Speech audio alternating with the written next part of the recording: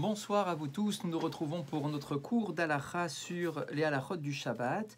Je voudrais que ce cours, comme d'habitude, soit dédié pour l'élévation de la Neshama de Yitzhak Raphaël ben Yosef Mafoda, Shalom ben Myriam Amouyal qui malheureusement nous a quittés hier, Jackie Isaac Sebaoun qui malheureusement nous a quittés ce matin, Yaakov ben Rivka, Félix Adani ben Emma Simcha, Mesod ben Joar, Eliaou ben Yoshua, Yosef ben Hanaflak, Pinchas ben Rachel, Emmanuel ben Amram, Moshe ben Yamna, Shmuel ben Myriam. Et pour les femmes, Sarah Rosette bat Dona, Lucette Myriam bat Rachel, Mesoda bat Oraïda, Myriam bat Alia, Chaya batida et Esther bat Sultana, mais qui aura son asgir mercredi prochain. Et une refoua shelema de Yosef Aaron ben Rachel, qui est un tout jeune garçon qui a besoin de toutes nos prières de refoua shelema, David ben Sivia Elazar et Kamous Ephraim ben Mazal Benaïs. Nous sommes donc toujours sur les halachot sur le Shabbat et on était en train de voir à quel endroit est-ce qu'on devait positionner les nerot du Shabbat. Je vous rappelle le point sur lequel on était resté hier soir. Mitzvah sheyeh or bechol achadarim. Donc il y a une obligation d'avoir une lumière allumée dans toutes les pièces de la maison. Kedesh nabait lo yikashelu bedarka, mais c'est très intéressant. Comme le but ultime de cet allumage des nérotes, c'est tout simplement qu'il y ait de la sérénité dans la maison et qu'on ne trébuche pas, qu'on ne se cogne pas dans les différents coins de la chambre, etc. Donc normalement, dans chaque chambre, il doit y avoir une lumière. Oulam ikar à mitzvah, mais l'essentiel de la mitzvah des nérotes du Shabbat, les hadik nérotes de makom à Seouda, c'est d'allumer les nérotes dans la salle à manger. Parce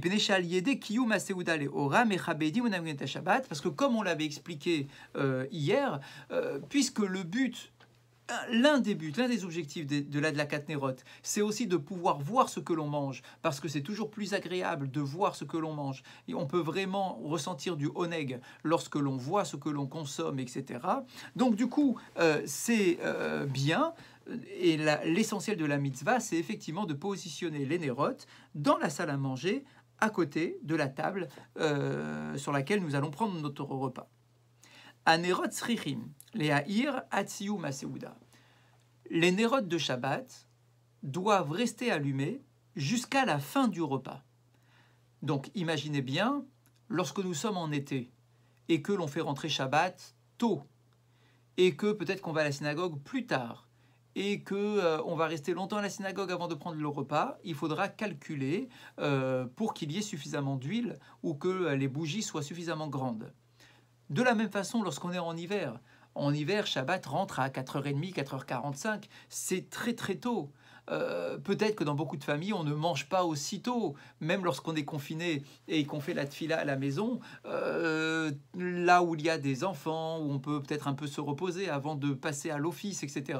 Il y a des familles qui ont préféré, et je le comprends tout à fait, ne pas faire tout de suite Kabbalat Shabbat dès l'entrée de Shabbat, mais d'attendre 18h, 18h30, voire même 19h pour commencer la tfila.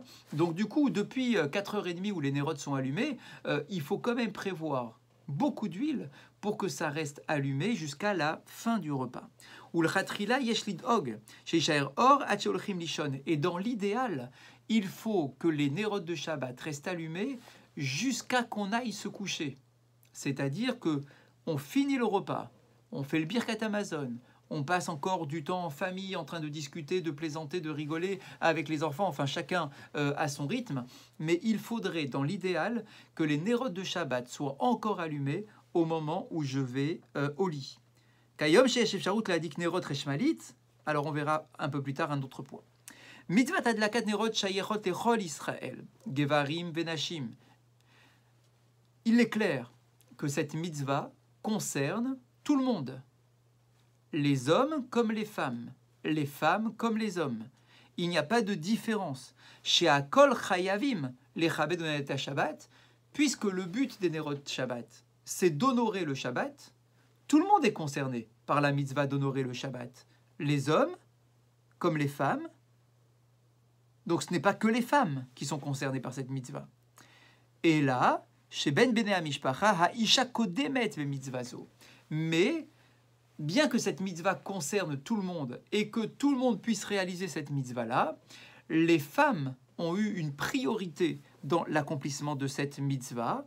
Pourquoi? Parce que comme cette mitzvah vient amener le shalom bayit et l'harmonie du foyer et l'équilibre dans le foyer, eh bien la femme a cette mission en particulier, bien évidemment, hein, ça incombe à tout le monde, mais c'est vrai que la femme a un rôle particulièrement important à jouer dans cette harmonie, cet équilibre dans notre foyer, et c'est pour ça que c'est une des raisons pour lesquelles les femmes ont la priorité dans la mitzvah de l'allumage. Ach, im haisha mitarakevet, uzman hashkia mitkarev, mutav shebaala. Maintenant, si l'épouse est en retard et qu'elle n'a pas le temps d'allumer parce qu'elle est bloquée quelque part, etc., bien évidemment que le mari devra allumer si elle n'est pas là à l'heure, que même les enfants peuvent allumer à la place de leur mère. Donc c'est une mitzvah, que ça soit effectivement très important d'avoir en tête, que c'est une mitzvah qui concerne tous les membres de la famille. Mishe Ishto Nederet Minabait. Maintenant, si la femme du foyer n'est pas présente à la maison, soit parce qu'elle est en déplacement, elle est en voyage, elle est malheureusement hospitalisée, enfin on peut imaginer tous les cas de figure, d'accord? Eh bien comment est-ce qu'on fait dans ce cas-là? Chova alav leadik nerod bivracha. Ce sera donc du coup à l'homme d'allumer les nerod de Shabbat, bien évidemment en récitant la bénédiction. Va filouim yeshlo bat gedola alava mitzvah leadik et anerot. Même si dans la famille, il y a une grande fille qui est déjà bat mitzvah, où on pourrait dire, bah attends, si la maman n'est pas là, on va donner à la grande fille d'allumer à la place du père, la halakha nous dit non. La mère a la priorité. Si la mère n'est pas là, c'est le père qui doit réaliser la mitzvah. Maintenant, si le père souhaite demander à sa fille d'allumer, il peut le faire, la déléguer en quelque sorte, mais normalement, si la femme ne peut pas allumer les nérotes, ça sera au mari de le faire. Yesh noagim, chez benosaf les nérotes shaim madlika, kol benotea sheigu lechinuch madlikot af en nerot bivracha. Dans certaines communautés, notamment les communautés Chabad, on sait que chez les Lubavitch, eh bien, lorsque la mère allume avec sa bracha, toutes les autres filles de la famille, même si elles ne sont pas encore bat mitzvah, mais qu'elles sont à l'âge de l'éducation, 6, 7 ans, eh bien, elles ont l'habitude d'allumer avec la bracha. Ulam da'atrov aposkim, sherak em amishpacha madlikanerot. Mais d'après la plupart des décisionnaires, en tout cas dans le monde séfarade, c'est évident, que c'est uniquement la mère qui allume et non pas les filles en parallèle. Vous le savez, le vendredi soir, dans l'office du vendredi soir, on lit un chapitre de Mishnah que l'on appelle Bameh Madlikin. C'est un chapitre qui est généralement lu par les enfants, mais en réalité c'est un chapitre de Mishnah. Quel est le sujet de ce chapitre de Mishnah? C'est un sujet très technique où on nous décrit toutes sortes d'huiles et de mèches que l'on a le droit d'utiliser ou qu'on n'a pas le droit d'utiliser pour réaliser la mitzvah des nérotes de Shabbat. L'idée étant qu'il faut une huile de bonne qualité et une mèche de bonne qualité pour que la flamme soit la plus belle possible. À Klalhu, ce qu'on retient de ce chapitre de Mishnah, Shaptilat richaliyot raka vesofeget, il faut que la mèche soit là avec un tissu ou avec de matière, avec une matière qui est la plus souple possible, qui puisse aspirer l'huile le plus facilement possible, pour que effectivement l'huile qui soit aussi raffinée et qui soit aussi de bonne qualité puisse monter dans la mèche, pour que effectivement cela puisse créer, grâce à la mèche et à l'huile, la flamme de la meilleure qualité possible. Amrou Chachamim, et nos Chachamim nous enseignent, chez Mikol Hashmanim, que parmi toutes les huiles qui sont autorisées, alors vous allez voir hein, dans le chapitre en question, il y a toute une liste d'huiles qu'aujourd'hui on n'utilise plus, mais qui à l'époque étaient bien évidemment plus fréquentes. Donc nos maîtres nous disent que dans la liste de toutes les huiles autorisées, mitzvah mina mufrar, la mitzvah idéale, lehadik beshemen zayit, c'est d'allumer avec de l'huile d'olive. Chez Onimchar bekalut acharaptila, parce que c'est l'huile qui est naturellement la plus apte, on va dire, pour créer la plus belle flamme pour Shabbat. Et on fait tout pour que la flamme soit la plus belle possible, puisque la flamme du Shabbat représente le Shalom Bayit. Et donc si on parle d'harmonie et de paix du foyer, alors on espère effectivement que la flamme soit en paix, qu'elle soit paisible, qu'elle soit belle, et qu'elle ne soit pas sans cesse en train de crépiter. Alors on peut également utiliser des bougies, de paraffine, etc., puisque la flamme est très belle, mais si on utilise de l'huile, effectivement, ne nous contentons pas d'avoir de l'huile de tournesol pour les nérotes de Shabbat, prenons de l'huile d'olive, parce que cette huile, effectivement, nous renvoie à une symbolique qui est très forte, très particulière, où on compare le peuple d'Israël à de l'huile d'olive, et on rappelle également que la menorah du temple était allumée avec de l'huile d'olive, et donc là aussi, si nous pouvons, et que nous allumons nos nérotes avec de l'huile, d'utiliser de l'huile d'olive.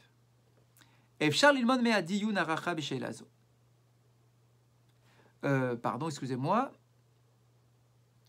Mitzadadin. D'après la halacha stricte,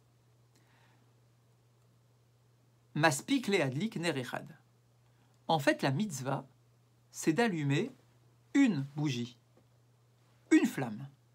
Shaliadoye or babaït. Le but étant d'avoir de la lumière à la maison.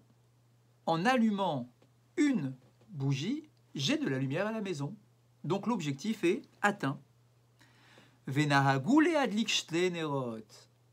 Bien que d'après la halacha, une bougie suffit, on a le minag, donc c'est un minag, d'allumer deux nerot. Echad keneged zachor, ve'echad keneged shamor.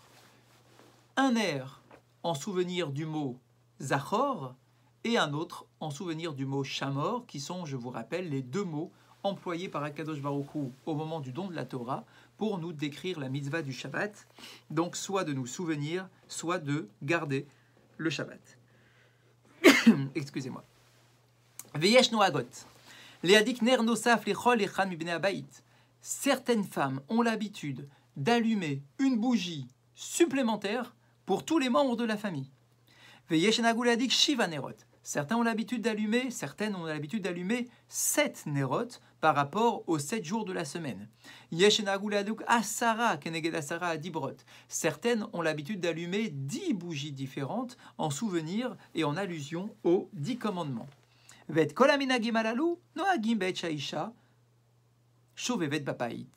Alors attention. Cette coutume-là d'en allumer 7, 10, tous les membres de la famille, c'est une coutume que la femme peut tenir, effectivement, quand elle est chez elle à la maison. Par contre, si elle est invitée quelque part, alors là, le minag, c'est de revenir à l'essentiel, c'est-à-dire d'allumer 2 nérotes. Donc c'est très intéressant. C'est-à-dire que lorsqu'on est à la maison chez soi, on peut garder nos habitudes, nos coutumes, d'allumer 50 bougies, etc. Mais lorsque je suis invité chez quelqu'un, je ne suis pas chez moi. Ce n'est pas à moi de mettre le rythme et d'envahir l'espace de l'allumage avec 10 bougies, alors que la femme qui m'accueille, elle, ne va en allumer que 2. Ça ne serait absolument pas convenable. Et donc la halakha nous dit... Quand tu es chez toi, tu allumes selon le minag que tu veux, il n'y a aucun problème. Mais lorsque tu es invité quelque part, tu reviens à l'essentiel, c'est-à-dire d'allumer les 2 nérotes uniquement. Be'avar, à l'époque, Keshayu meirim et abayit banerot, aya betosefet anerot ayi hidur. À l'époque, plus on allumait des bougies, et plus l'atmosphère du Shabbat était agréable, puisque c'était la seule source de lumière de la maison. Donc lorsque, dans une maison sombre, on a 2 nérotes, on dit bon, c'est bien, mais c'est pas encore très très clair. Mais quand on en allume 8, 9, 10, alors là, effectivement, plus on en allume, et plus le kavod du Shabbat est grand. C'est ce qu'on appelle un hidour. Tu fais les choses avec encore plus de force et plus de beauté. Aval Kayom, mais à notre époque, où on utilise de l'électricité, donc il n'y a pas de notion spécifique à allumer 10 bougies. Si j'allume 10 bougies, ça ne changera absolument rien, parce que de toute façon, dans ma salle à manger, il y a la lumière, de l'électricité, de mon lampadaire, etc. Donc du coup, cette idée-là d'en allumer beaucoup pouvait avoir un sens très fort à l'époque où il n'y avait pas d'autres lumières, mais effectivement à notre époque où il y a de toute façon l'électricité qui prend le dessus sur les nérotes du Shabbat, on a l'habitude de garder les 2 nérotes, bien évidemment, mais ce n'est peut-être plus nécessaire d'en allumer 10 ou 7, mais je reste sur cette opinion-là, que si vous avez un minhag particulier, bien évidemment, vous pouvez le maintenir sans le moindre problème. Nahagou, on a l'habitude, chez Isha Sheshicha le Adik Shabbat Sechat, Tiknos et Atzma, Vetadik Mikan Vaelar, Bechol HaShabbatot Ner Echan Nosaf. Le Rama précise dans le Shulchan Aruch que si jamais une femme a oublié, allez savoir pourquoi, a oublié d'allumer les nérotes du Shabbat pendant une semaine, alors elle devra prendre sur elle l'obligation d'allumer à partir de ce Shabbat-là une bougie supplémentaire tous les autres Shabbats. Vechol zebitnaï shelo hayasham orklal. Mais cette halakha est assez connue, on l'a souvent entendu. En fait, c'est dans le Shulchan Aruch, dans le Rama. Mais les commentateurs nous précisent que c'est uniquement si non seulement elle a oublié, mais en plus, on s'est retrouvé dans l'obscurité complète pendant Shabbat. C'est-à-dire que si, à cause de ce manquement, on s'est retrouvé à passer un Shabbat dans le noir, alors là, effectivement, il faut faire une sorte de réparation et à partir de là, d'allumer toujours une lumière supplémentaire. Mais si il y avait de toute façon de la lumière, l'électricité, etc., on avait tout branché, la minuterie, enfin tout était branché convenablement, alors là, dans ce cas-là, effectivement, on n'aura pas besoin de s'imposer de rajouter une lumière supplémentaire. Qu'en est-il au niveau de la bénédiction que l'on récite? À quel moment devons-nous réciter la bénédiction? Shne minagim yeshnam bisman birkat hanerot. Il existe 2 grands minagim au sujet de la bénédiction sur les nerot du Shabbat. Yesh noagot levarech lifne adlakat nerot. Certaines femmes ont l'habitude d'allumer les nerot, de faire la bracha, avant l'allumage. Pourquoi? Eh bien parce que c'est ce qu'on fait pour toutes les mitzvot. On fait toujours la bénédiction avant la concrétisation de la mitzvah, avant de réaliser la mitzvah. Je mange un fruit, je fais d'abord la bracha et ensuite je consomme. Je mets mes tefilines, je fais d'abord la bracha, ensuite je serre les tefilines. Pareil pour le talit, pareil pour toutes les bénédictions. Eh bien, pour la Adlakat Nerot, c'est le même principe. Avant de réciter la bracha, avant de faire l'allumage, je commence par réciter la bracha, les Adlik Ner Shel Shabbat, donc Dieu qui nous a ordonné d'allumer les Nerot du Shabbat, en fait les Chachamim qui nous l'ont ordonné, Ve'acharkar Madikot et Nerot, et ensuite on fait l'allumage. Cette façon de faire est la façon qui est proposée par le Shulchan Aruch, Rabbi Yosef Karo. Ve'renoagot Chelek Meyotzot Sfarad, et comme c'est l'opinion du Shulchan Aruch, c'est ainsi que se comporte une partie du monde séfarade. Ve'yesh noagot levarech achara adlaka. Certaines ont l'habitude d'allumer d'abord et ensuite de faire la bénédiction. Pourquoi? Alors ce n'est pas une opinion farfelue, bien évidemment. Il y a de grands décisionnaires qui pensent qu'il faut se comporter de la sorte. Pourquoi? Parce qu'ils considèrent que lorsqu'une femme récite la bénédiction, les Adlik Ner Shel Shabbat, elle accepte par cette bénédiction le Shabbat. Et donc pour elle, c'est déjà Shabbat, à partir du moment où elle fait la bracha. Et donc si c'est déjà Shabbat, elle ne peut plus allumer. Donc pour éviter ce problème, il faudra d'abord qu'elle allume et ensuite réciter la bracha, puisque c'est la bracha, d'après cette opinion, qui fait rentrer Shabbat. Alors, il y a une histoire frais d'un petit détail d'Alacha, mais qui n'est pas important pour nous.